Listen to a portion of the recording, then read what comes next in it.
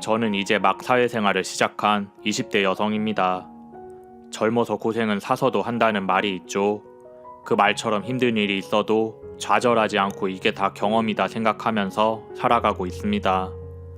긍정적인 마음으로 하루하루 버티다 보면 틀림없이 좋은 날이 올 것이라고 믿고 있어요. 얼마 전에 제게 일어났던 일도 지나고 나서 생각해보니 저를 성장시켜주는 걸음이 되었던 것 같습니다. 그 이야기를 한번 해보려고 사연을 보냈어요. 많이 들어주시고 아직 어린 저에게 많은 조언도 주시면 고맙겠습니다. 제가 어릴 때부터 저희 집안은 경제적으로 어려움이 많았어요. 아버지가 사업을 하시다가 동업자에게 사기를 당해 회사가 망해버렸고 그 이후로 빚을 지고 살아야 했습니다. 가족 모두가 빚을 갚기 위해 돈을 벌어야 했고 그건 저도 마찬가지였죠. 고등학생 때부터 조금씩 아르바이트를 해야만 했습니다. 대학에 가서도 학비는 제 손으로 벌어야 했기에 가외 아르바이트도 하고 식당에서 일을 하기도 했었지요. 가난한 형편의 대학을 오는 게 저한테는 큰 사치였기 때문에 그렇게라도 벌어서 학교를 다녀야 했습니다. 친구들은 공부만 하기에도 바쁜데 아르바이트까지 하면서 쉴 틈이 없는 절 보고 대단하다고 말했지만 저는 그렇게 힘들지 않았어요. 내 손으로 돈을 벌어서 하고 싶은 공부를 한다는 자부심이 많았죠. 그렇게 열심히 노력한 결과 4년 후 우수한 성적으로 대학을 졸업할 수 있었습니다. 학사모를 쓰고 졸업식을 하던 날에는 괜히 눈물이 나더군요. 졸업식에 오신 부모님들도 우리 딸 대견하다면서 칭찬을 해주었습니다. 졸업 후에는 본격적으로 취업 준비를 하게 되었어요. 가고 싶은 회사가 있어서 그 회사를 목표로 영어 공부도 하고 입사시험 대비 스터디도 했습니다. 구직 활동을 하는 동안 먹고 살 돈은 편의점 아르바이트를 통해 벌었지요. 편의점 아르바이트가 돈은 많이 못 벌어도 시간을 비교적 자유롭게 활용할 수 있어서 좋았어요. 손님이 없는 시간에는 틈틈이 공부도 할 수 있어서 일석이조였습니다. 그래서 전 바쁜 낮 시간대보다는 비교적 한가한 심야 시간에 일을 하기로 했습니다. 심야 시간에는 손님이 적은 대신에 술에 취한 사람들이 가끔 오더군요. 편의점은 제가 자취를 하면서 살고 있던 동네에 있었습니다. 조용한 동네라서 그런지 편의점에 오는 손님들도 대부분 동네 주민들이었어요. 그래서 그런지 생각보다 진상 손님들은 많지 않았습니다. 처음에는 술 취한 사람들을 보면 괜히 무서운 기분이 들어서 경계했었는데 그냥 조용히 자기 살 것만 사고 돌아가는 사람들이 대부분이었습니다. 물론 가끔은 다짜고짜 반말을 하거나 돈을 집어 던지듯이 주는 사람들이 있었지만 오랜 아르바이트 경험으로 그 정도 기분 나쁜 일은 충분히 참을 수 있었지요. 그런데 어느 날 갑자기 나타난 아줌마 손님은 정말 강력한 진상이었습니다. 갑질도 그런 갑질이 없었죠. 어릴 때부터 아르바이트를 해오면서 정말 많은 진상 손님을 겪어봤지만 그 아줌마처럼 무례하고 못된 사람은 처음이었습니다. 그날도 저는 편의점 일을 하면서 틈틈이 공부를 하고 있었지요. 물론 재고 정리나 물건 진열 등 해야 할 일은 모두 끝낸 뒤였습니다. 편의점 사장님도 할 일 다 해놓고 가끔씩 책을 들여다보는 것에 대해서는 허락해 주셨어요. 그러고 있는데 그 아줌마가 들어온 거였습니다. 저는 어서오세요 라고 인사를 하고 나서 손님을 지켜보았지요. 그런데 손님은 뭔가를 한참 고르고 있더군요. 금방 계산하러 올 것 같지 않아서 저는 잠깐 책을 들여다봤습니다. 외우다가 만 영어 단어가 있어서 확인해보고 싶었거든요. 그런데 그 사이에 그 아줌마 손님이 물건을 다 고르고 계산대 앞으로 왔더군요. 그래서 저는 급하게 책을 치우고 바코드를 찍어 계산을 시작했습니다. 그런데 그 아줌마가 여기는 손님이 왔는데 신경도 안 쓰나 보네. 손님이 오든 말든 지 할 일만 하고 있어. 라고 하더군요. 그래서 저는 죄송하다는 말을 하고 다시 계산을 시작했습니다. 그러자 그 손님이 사과를 하려면 똑바로 해야지. 이게 뭐 하는 짓이야? 지금 너 기분 나쁘다 이거지? 알바년 주제에 손님한테 이렇게 막대해도 되는 거야? 라고 했습니다. 순간적으로 저도 울컥하는 마음이 들더군요. 아줌마, 제가 죄송하다고 말씀드렸잖아요. 그리고 반말하지 마세요. 저도 나이 먹을 만큼 먹었어요. 그러자 손님은 얼굴이 울그락불그락해지더군요. 너 지금 나한테 아줌마라고 그랬니? 니까짓 게 뭔데 손님한테 아줌마라고 불러? 그리고 뭐라고? 나이 먹을 만큼 먹었다고? 나이를 먹었으면 뭘해? 편의점에서 알바나 하는 주제에. 돈 없고 능력 없으면 싸가지라도 있어야지. 제 경험상 이런 사람에게 더 이상 되들어봤자 나만 손해다 싶어서 저는 아무 말도 하지 않았습니다. 말없이 계산을 끝내고 의무적으로 봉투값은 20원인데 하시겠어요? 라고 했죠. 그러자 그 손님이 그럼 나보고 이걸 그냥 들고 가라고? 라고 하는 겁니다. 그래서 제가 말씀드리잖아요. 봉투값 20원인데 같이 계산하시겠어요? 그 아줌마는 그 말에 다시 화를 내기 시작했습니다. 다른 데서는 봉투값 안 받던데 여긴 왜 이래? 너 지금 나 꼴 보기 싫다고 일부러 그러는 거지? 정말 하다 이런 사람은 처음 보았네요. 속상해서 눈물이 다 나려고 했습니다. 그래도 꾹 참고 물건을 계산해 주었습니다. 결국 봉투값 20원도 못 받았어요. 단속에 걸리면 벌금을 물어야 하기 때문에 봉투값은 제가 따로 계산을 했습니다. 그 손님 덕분에 그날은 공부도 되지 않더군요. 책을 덮고 멍하게 시간을 보내다가 일을 마치고 집에 가서 맥주 한 잔 마셨습니다. 그렇게라도 잊어야겠다 생각했죠. 그리고 며칠이 지났습니다. 그날도 심야시간 아르바이트를 하고 있었습니다. 배달 온 물건들을 진열하고 빈 박스를 접어 편의점 밖에 내놓았지요. 그렇게 정리해서 내놓으면 폐지 수거하는 할아버지가 와서 박스를 가져가거든요. 그 할아버지와는 몇 번 마주친 적이 있어서 인사 정도는 하고 지냈습니다. 가끔 음료수 한 잔 드릴 때도 있었지요. 그럴 때면 할아버지는 항상 활짝 웃으시면서 고맙다고 하셨습니다. 그날도 할아버지가 와서 박스를 정리하고 계시길래 음료수 한 잔 드리려고 하던 참이었어요.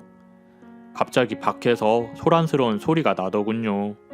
나가 보았더니 그 할아버지가 누군가에게 혼인하고 있었습니다. 며칠 전에 봤던 그 아줌마였죠. 이번에는 술에 잔뜩 취해서 할아버지에게 막말을 하고 있었습니다. 여기서 이렇게 길을 막고 있으면 어떡하냐고. 노인네가 나이 먹고 집에나 있을 일이지. 왜 기어 나와서 사람들 불편하게 만들어. 지저분하니까 저리 좀 가요. 그 말에 할아버지는 고개를 조아리며 미안하다는 말만 하더군요. 그 상황을 지켜본 저는 도저히 참을 수가 없었습니다. 당장 달려 나가서 아줌마에게 소리를 질렀죠. 아주머니, 정말 해도 너무하신 거 아니에요? 아무리 경우가 없어도 그렇지 나이 드신 분한테 그렇게 하시면 안 돼요. 그러자 그 아줌마가 잔뜩 취해서 풀린 눈으로 저를 바라보더군요. 온몸에서 술 냄새가 진동을 했습니다. 너 싸가지 없는 알바 맞지? 내가 사장한테 말해서 너 자르라고 그럴 거야. 내가 누군지 알아? 너 같은 것들이 함부로 대할 수 있는 사람이 아니야. 뭣도 모르면서 까불지 마. 그래서 전 아줌마가 누군지는 알고 싶지도 않고요. 할아버지한테 사과나 하세요. 라고 했습니다. 그러자 그 아줌마가 사과는 오히려 내가 받아야지. 이 노인네가 먼저 길을 막고 있었잖아. 가만 보니 둘이 지금 쌍으로 날 공격하는 것 같은데 내가 이래서 못 배우고 가난한 사람들 싫어하는 거야. 라고 하더군요. 그 말을 하면서 손을 들어 저를 때리려고 하더군요. 그때 할아버지가 나서서 중재를 했습니다. 내가 미안해요. 나이 드니까 눈이 침침해서 지나가는 사람을 못 봤습니다. 제가 이렇게 사과 드릴 테니까 그 아이한테는 그러지 마세요. 부탁드립니다. 고개를 숙이며 용서를 구하는 할아버지를 보니 안타까운 마음이 들었습니다. 그 아줌마는 그제서야 툴툴거리며 집으로 돌아가더군요. 할아버지는 제게도 사과를 하셨습니다. 괜히 자기 일 때문에 내가 고초를 겪을 뻔했다며 고맙고 미안하다고 하더군요. 그 모습을 보니 참지 못하고 흥분한 제가 부끄러워졌습니다. 아가씨도 세상 살다 보면 그냥 참고 넘어가야 될 일이 점점 많아질 거예요. 속은 상하겠지만 나한테 잘못하는 그 사람이 나쁜 거고 난 좋은 사람이니까 내가 이긴 거라고 생각하면 조금 마음이 편해질 거예요. 할아버지의 말에서 저는 인생을 오래 사신 분의 지혜를 느꼈습니다. 이런 분이야말로 참된 어르신이라고 생각을 했었지요. 그 일이 있고 나서 한동안은 그 아줌마를 볼 수 없었습니다.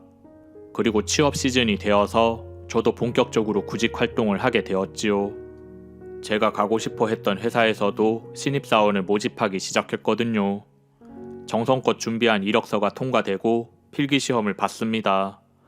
이 회사만 바라보고 공부를 한 덕분에 필기시험도 무난하게 통과되었지요. 최종 합격을 한 건 아니었지만 얼마나 기뻤는지 몰라요. 이 회사만 들어가면 그동안 고생한 것들 다 보상받고 우리 집 빚도 조금씩 갚아 나갈 수 있겠다 생각했습니다. 남은 면접시험만 무사히 넘어가면 최종 합격을 할 수 있었죠. 그래서 저는 예상되는 질문에 미리 답을 준비하고 거울 보며 연습도 하면서 철저하게 면접 준비를 했습니다. 그리고 드디어 그날이 다가왔죠. 긴장된 마음으로 면접 장소에 도착했습니다. 다른 지원자들과 함께 대기실에 앉아 마음속으로 예상 질문들을 다시 점검했죠. 잠시 후 제가 들어갈 차례가 되었습니다. 심호흡을 크게 하고 문을 열고 들어가 꾸벅 인사를 드렸지요. 그리고 고개를 들어 면접관들을 바라보았습니다. 그 순간 저는 그대로 얼어붙고 말았어요. 머리가 텅 빈 것 같이 아무 생각도 나지 않더군요. 5명의 면접관 중에 익숙한 얼굴이 있었거든요. 제가 정말 보기도 싫어했던 그 진상 아줌마의 얼굴이었습니다. 편의점에서 본 것과는 달리 정장을 입고 교양 있는 직원의 태도를 하고 있더군요. 저는 겨우 정신을 추스리고 면접관들 앞에 앉았습니다. 제 질문 차례가 돌아왔고 저는 준비한 대답을 했었지요. 너무 놀래서 그런지 제가 어떻게 말을 했는지도 기억이 잘 나지 않아요. 그런데 제 대답이 끝나자 그 아줌마 면접관이 따로 질문을 하더군요. 김영주씨, 우리 회사는 고객을 최우선으로 생각하는 회사입니다. 그런데 영주씨는 나보다 고객을 먼저 생각하는 마음의 준비가 안 되어 있는 것 같은데 어떻게 생각하시나요? 그 질문을 들으니 그 여자가 날 기억하고 있다는 사실을 알겠더군요. 다른 사람들에게는 하지 않았던 질문이었거든요. 그 여자는 제대로 대답하지 못하는 제 얼굴을 보고 통쾌하다는 듯이 미소를 짓더군요. 면접을 마치고 나와서 전 화장실에 들어가 펑펑 울었습니다. 지금까지 이 회사 하나만 바라보고 힘들어도 참고 버텼는데 그게 하루아침에 무너졌다고 생각하니 견딜 수가 없었습니다. 탈락은 당연한 거였고 기대도 하지 않았어요. 같이 면접 들어간 사람들 중에서 시험 성적도 내가 제일 좋았고 영어 점수나 학점도 내가 제일 좋았는데 면접을 망쳐버렸으니 합격할 방법이 없겠다 생각했습니다. 그런데 기적 같은 일이 일어났습니다. 얼마 후 그 회사에서 최종 합격을 했다는 통보가 오더군요. 다 포기하고 다른 회사에 지원하려고 준비하고 있었는데 연락이 와서 저는 믿기지가 않았어요. 그 아줌마가 틀림없이 수를 써서 저를 떨어뜨릴 거라고 생각했거든요. 아무튼 그렇게 저는 원하던 회사에 입사하게 되었습니다. 신입 직원 교육을 받고 앞으로 일하게 될 부서에 배치를 받았지요. 그리고 그날 저는 제가 이 회사에 들어오게 된 이유를 알았습니다. 그날 이후 제게는 끔찍한 악몽이 시작되었죠. 제가 속한 부서에는 바로 그 아줌마가 팀장으로 있었습니다. 나중에 들은 말에 의하면 그 아줌마가 저를 자기 밑에 두려고 뒤에서 힘을 썼다고 하더군요. 제가 이 회사에 입사하게 된 것도 그 아줌마가 면접 점수를 잘 줬기 때문이라고 했습니다. 저는 무슨 이유로 그렇게 하셨냐고 물었지요. 그러자 팀장님이 내가 너 옆에 두고 죽도록 괴롭혀서 너 망가뜨리려고 그랬어. 그냥 탈락시키는 것보다 희망을 줬다가 포기하게 만드는 게 더 무서운 법이지. 니년이 나 무시하고 대들었으니까 옆에 두고 그거 다 복수해 줄 거야 라고 하더군요. 회사에 들어왔다고 들떴던 마음이 순식간에 두려움으로 변했습니다. 그리고 그날 이후 팀장님의 말대로 저를 향한 괴롭힘이 시작되었어요. 업무 지식도 가르쳐 주지 않으면서 신입사원이 할 수 없는 일을 맡기고는 제대로 못한다면서 혼을 내곤 했습니다. 그리고 온갖 잔심부름을 다 시키더군요. 팀장님의 개인적인 일까지 제가 처리해야만 했습니다. 그렇게 해도 팀장님은 항상 제게 무능하고 못난 사람이라고 비난을 하더군요. 팀장이 그렇게 행동을 하니 다른 직원들도 저를 따돌리기 시작했습니다. 밥을 먹으러 갈 때도 저만 빼놓고 자기들끼리 갔고 회식에도 참여하지 못했어요. 제가 지나가면 뒤에서 대놓고 내 흉을 보기도 했습니다. 직장 내 따돌림이라는 게 있다더니 제가 그걸 당하고 있었죠. 팀장님은 기분 나쁘면 그냥 사표 쓰고 나가라고 하더군요. 입사한 지 1년도 안 되어서 사표 쓰고 나가면 이미지가 안 좋아져서 다른 데 취업도 힘들 거라고 했습니다. 저는 이렇게도 못하고 저렇게도 못하는 상황이 되어버렸죠. 버티자니 너무 힘이 들었고 나가자니 새로 취업을 할 수 없을 것 같아서 고민이 많았습니다. 스트레스를 너무 많이 받아서 살도 빠지고 탈모 증상도 오더군요. 주말이면 아무데도 가지 않고 집에 틀어박혀 술만 마셨습니다. 그러던 어느 날 술을 사러 편의점에 갔다가 폐지 줍는 할아버지를 만났어요. 오랜만에 보는 얼굴이 반가워서 얼른 인사를 드렸죠. 할아버지도 저를 기억하시고 반갑다고 하더군요. 그런데 제 손에 술이 가득 든 봉지가 들려 있는 걸 보고는 왜 그렇게 술을 많이 마시냐고 물으셨습니다. 그 말을 듣는데 갑자기 서름이 밀려들더군요. 그동안 혼자 참고만 있었던 게 나도 모르게 터져 나왔습니다. 그래서 전 할아버지에게 그동안 있었던 일을 모두 말해 주었어요. 할아버지는 말없이 내 이야기를 전부 들어주시더군요. 아무한테도 말하지 못해서 혼자 끙끙 앓기만 했는데 들어주는 사람이 있으니 마음이 많이 편해졌습니다. 할아버지는 속상한 마음은 알겠지만 술은 그만 마시고 건강 돌보라고 하셨어요. 버티는 사람이 결국 이기는 거라고 저를 격려해 주셨습니다. 할아버지의 말을 듣고 저는 다시 힘을 내보기로 했습니다. 아무리 구박을 받아도 이 악물고 버텼지요. 웃는 얼굴에 침 못 뱉는다고 속으로는 욕을 한지언정 사람들에게는 웃는 표정을 보이며 일을 했습니다. 그러다 보니 직원들도 제게 예전처럼 심하게는 안 대하더군요. 하지만 팀장님은 오히려 더 지독하게 저를 괴롭히셨습니다. 그래도 저는 누가 이기나 두고 보자는 마음으로 하루하루를 버텼지요. 그러던 어느 날이었습니다. 그날은 1년에 한 번 있는 주주총회 날이었어요. 우리 회사 주식을 가지고 있는 주주들을 불러 모아 회사가 나아갈 방향에 대해서 설명을 하고 회사 운영에 관해 이런저런 의견들을 나누는 날이었죠. 투자자들의 심리는 곧 회사 전체의 이미지로 연결되기 때문에 무엇보다도 중요한 업무였습니다. 그래서 저와 팀장님도 임시로 주주총회 업무에 투입이 되었지요. 생각보다 많은 사람들이 몰려들어서 정신이 하나도 없더군요. 그 와중에도 팀장님은 제대로 못한다며 저를 구박했습니다. 저희가 맡은 업무는 주주들이 오면 명부를 확인하고 출입을 시키는 일이었어요. 간혹 주주가 아닌데 그냥 와서 행패를 부리는 사람들이 있어서 그걸 방지하기 위함이었죠. 그렇게 입구에 서서 명단을 체크하고 있었는데 낯익은 얼굴이 보였습니다. 이 장소와는 어울리지 않는 사람이었죠. 바로 편의점 앞에서 폐지를 줍던 그 할아버지였거든요. 할아버지는 저를 알아보시고 손을 들어 인사를 하셨습니다. 저는 당황해서 어떻게 해야 하나 생각하고 있었죠.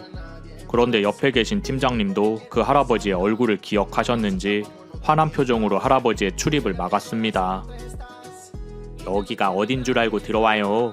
여긴 영감님같이 돈 없고 무식한 사람들이 오는 데가 아니에요. 사람 부리기 전에 빨리 나가요. 그러자 그 할아버지가 나도 여기 주주야. 명단 확인해봐. 라고 하더군요. 팀장님은 겨우 한 주 사놓고 주주라고 우기는 사람이구만. 당신 여기 행패 부리러 왔지? 여차하면 쫓아낼 테니까 딴 생각하지 마세요. 라고 했습니다. 주식 한 주는 몇만 원이면 살 수 있는데 그것만으로도 주주 자격을 가질 수는 있었죠. 간혹 그런 식으로 참석해서 행패를 부리는 사람이 있다는 얘기는 들었습니다. 그런데 그때 멀리서 지켜보던 임원들이 우르르 달려 나오더군요.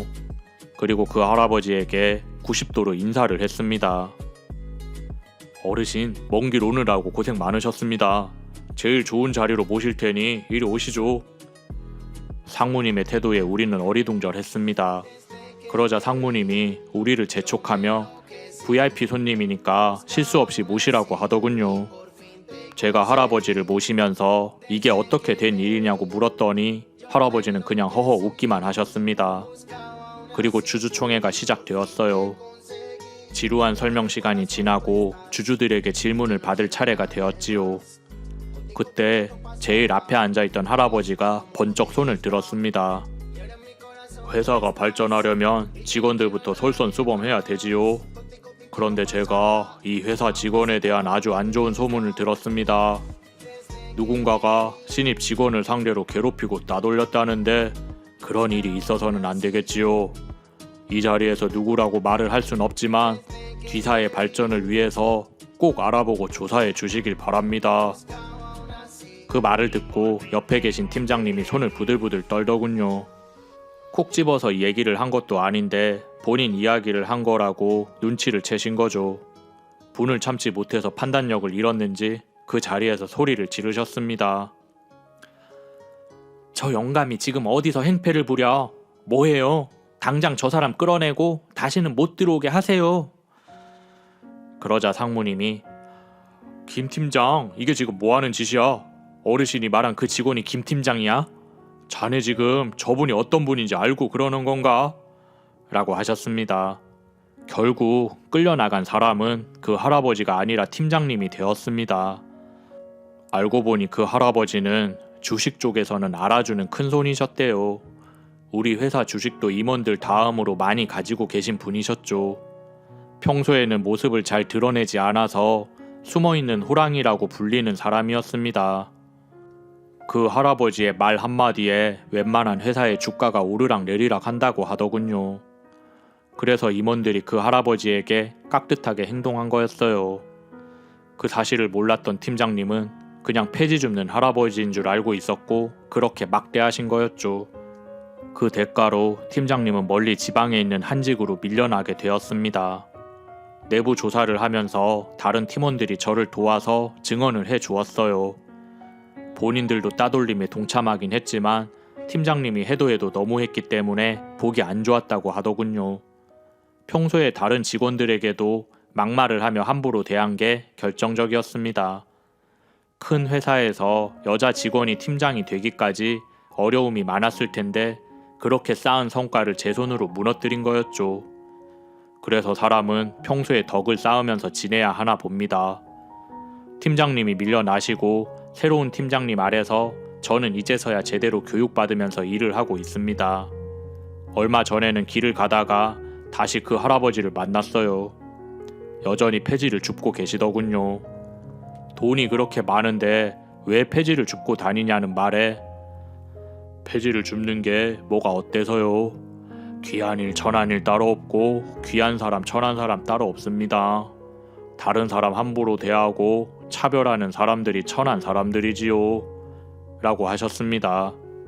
그 말을 들으니 할아버지가 왜 성공할 수 있었는지 알겠더군요. 어린 나이에 지혜로운 어르신을 알게 되어서 행운이라고 생각했습니다. 하는 일 열심히 하면서 나이가 들면 저도 할아버지처럼 멋진 어른이 되어야겠다고 다짐을 했었지요. 그런 사람이 되기 위해 오늘도 힘차게 하루를 시작해 봅니다. 이야기 들어주신 여러분들도 오늘 하루 행복하게 보내세요.